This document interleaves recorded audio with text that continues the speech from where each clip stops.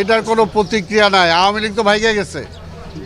শেখ হাসিনা যেদিন পালায় গেল তারপর তো তাদের আওয়ামী লীগের মুখই দেখানো উচিত না। আবার বলে কিভাবে, আমরা তো বারবার বলেছি এমন একটা অবস্থায় আসবে যখন আপনি পালাবেন, আবার সেটা তিনি পালাইছে। তো কাজে আওয়ামী লীগের কোনো মুখ নাই এখন দেশ নিয়ে জনগণ নিয়ে কোনো কথা বলার। আগে এই সরকারকে বলবো অনতিবিলম্বে তাদের সবাইকে বিচার আওতায় আনা হোক, শেখ হাসিনাকে এনে বিচার আওতায় আনা হোক। ওবায়দুল কাদের কিভাবে পালায় গেল আমরা জানতে চাই এই সরকারের কাছে। আমরা জানতে চাই কিভাবে বর্ডার ক্রস করে আওয়ামী লীগের যারা খুনি, যারা এই দেশকে অর্থনীতিকে ধ্বংস করেছে, তারা কিভাবে পালায় গেল।